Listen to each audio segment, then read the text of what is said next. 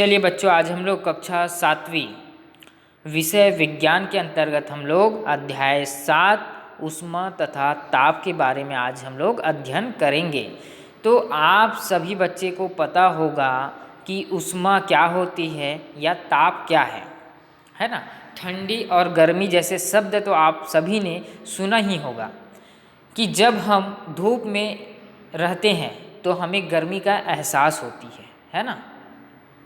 धूप में या आग के सामने बैठते हैं तब हमें अनुभव होता है कि गर्मी लग रहा है। क्यों?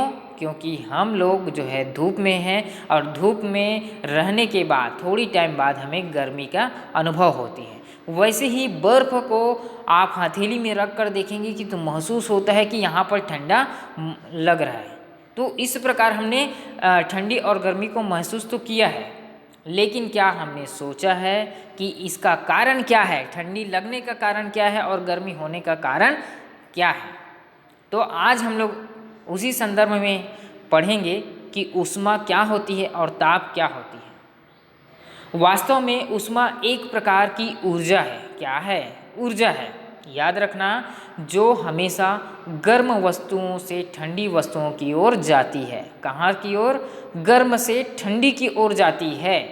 पहली स्थिति में सूर्य या आग से ऊष्मा हमारे शरीर में प्रवेश करती थी, इसीलिए हम गर्मी का अनुभव करते हैं। जबकि दूसरी स्थिति में हमारे शरीर में ऊष्मा निकलकर बर्फ में चली जाती है, इसलिए हम ठंडा महसूस करते हैं। ऊष्मा का वह रूप जिसके प्रवाह के कारण हमें कोई वस्तु गर्म या ठंडी प्रतीत होती है। याद रखना कि ऊष्मा क्या है। तो ऊष्मा जो होती है ऊर्जा का वह स्वरूप होती है, ऊर्जा का वह स्वरूप होती है जिसके प्रवाह के कारण हमें कोई वस्तु गर्म या ठंडी प्रतीत होती है। क्या होती है? गर्म या ठंडी प्रतीत होती है, जिसे हम लोग ऊष्मा कहते हैं। ठीक है बच्चों, अब हम लोग ऊष्मा ऊर्जा का एक रूप देखते हैं। ऊष्मा ऊर्जा का एक रूप है। कैसे है? दो हथेलियों को रगड़ने पर वे क्या हो जाती है? दोनों हाथ को आप लोग रगड़ कर देखिए, आपस में दोनों का घर्षण होगी, दोनों हथेलियों का, तो क्या होगी? गर्म हो जाएगी। क्यों? क्योंकि दोनों हथेली आपस में घर्षण की प्रक्रिया हो रही है, जहाँ पर क्या हो रही? गर्म हो रही है। हथौड़े से लोहे को पीटने पर वह भी गर्म हो जाती है। इसलिए यांत्रिक जो ऊर्जा है ऊष्मा ऊर्जा में रूपांतरित होती। क्या होती है? यांत्रिक ऊर्जा। जो हम लोग आपस में घर्षण कर रहे हैं, ये क्या है? यांत्रिक ऊर्जा है। वो क्या होती है? ऊष्मा में रूपांतरित हो जाती है। या कह सकते हैं कि ऊष्मीय ऊर्जा में वृद्धि होती है। मोमबत्ती के जलने से रासायनिक ऊर्जा ऊष्मा ऊर्जा में परिवर्तित होती है, जबकि विद्युत ऊष्मा में के द्वारा क्या होती है? परिवर्तित हो जाती है।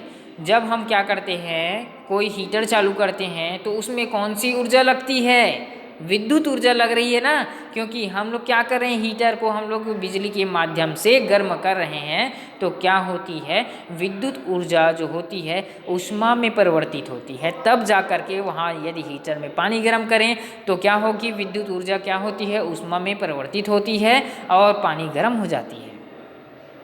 तो कुछ उदाहरण के माध्यम से हम लोग समझ पाएंगे कि ऊर्जा के विभिन्न रूप होती हैं और ऊष्मा ऊर्जा में परिवर्तित होते रहते हैं। इसी प्रकार ऊष्मा को अन्य रूपों में परिवर्तित किया जा सकता है। आपने सुना होगा कि ताप विद्युत संयंत्र में ऊष्मा को विद्युत ऊर्जा में परिवर्तित किया जाता है और ऊष्मा ऊर्जा का भाप इंजन के उपयोग में यांत्रिक ऊर्जा के उपयोग में परिवर्तित किया जाता है।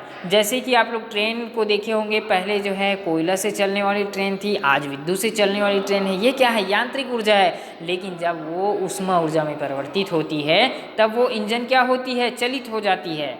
तो हमारे द्वारा किया गया भोजन हमारे शरीर को गर्म रखती है। याद रखना, हमारे द्वारा क्या किया जाता है? भोजन ग्रहण किया जाता है, तो उसमें क्या होती है? शरीर को गर्म रखती है। इसीलिए विभिन्न कार्यों को करने के लिए हमें ऊर्जा प्रदान करती हैं।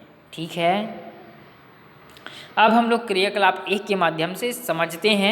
1 में हम लोग लिए हैं गर्म पानी। आप लोग चित्र में देखो, एक चित्र में देख सकते हैं यहाँ पर गर्म पानी दिखाई दे रही है, दूसरे पर हम लोग ठंडे पानी दिखाई दे रही है, तीसरे पर हम लोग लिए हैं गुनगुना पानी, है ना।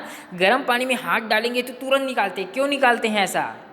क्योंकि क्या होती है उसमें ऊर्जा लग रही है। कौन सी ऊर्जा लग रही है?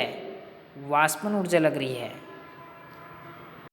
चलिए हम लोग देखते हैं कि 3 टब में से एक में गर्म पानी और दूसरे में ठंडा पानी और तीसरे में गुनगुना पानी रखते हैं और बायां हाथ गर्म पानी की ओर और दायां हाथ ठंडे पानी में डालते हैं और दोनों को हम लोग क्या करते हैं, आधे मिनट तक डुबा कर रखते हैं। अब हम दोनों हाथों को गुनगुना पानी के टब में डाल करके देखते हैं और अनुभव करते हैं। चलिए देखते हैं। पानी तो क्या रहता है, वही रहता है, परंतु बाएं हाथ को वह जो है ठंडा प्रतीत होता है। क्यों होता है? क्योंकि हमने जो बायां हाथ है उस बाएं हाथ को हम लोग कहाँ रखे हैं, यहाँ पर देखो, जो बायां हाथ है उसको हम लोग गर्म पानी में रखे रहते हैं। इसी कारण वो क्या होती है, बाएं हाथ, परंतु बाएं हाथ और वह जो है ठंडा प्रतीत होता है, जबकि दाएं हाथ गर्म। ऐसा क्यों होता है? हमने अनुभव किया है कि ताप का अनुमान लगा सकते हैं, क्योंकि हाथ जब हमने दोनों पानी में डाला है, गर्म और ठंडे पानी में, तो हम लोग अनुभव कर सकते हैं कि वह निश्चित तीनों टबों में, 3 टब जो रखे हुए हैं, तीनों टब में क्या होती है, पानी रखी हुई है और वो जो पानी होती है वो उसमें की अवस्था में भिन्न भिन्न अवस्था में है ना। एक ठंडा, एक गर्म, एक गुनगुना है। तो हम लोग थर्मामीटर के माध्यम से हम लोग चेक कर सकते हैं कि कितनी ताप है और कितनी ठंडा है। तो वस्तुओं की गर्माहट, ठीक है, वस्तुओं की गर्माहट की तुलना करने के लिए हम लोग भौतिक राशि का उपयोग करते हैं, उसे ताप कहते हैं। ताप क्या है? वस्तुओं की गर्माहट की तुलना करने के लिए हम जिस भौतिक राशि का उपयोग करते हैं उसे क्या कहते हैं, ताप कहते हैं। या फिर ताप किसी वस्तु की ऊष्मा या ऊष्मीय अवस्था की माप है जो ऊष्मा के बहने की दिशा को निर्धारित करती है।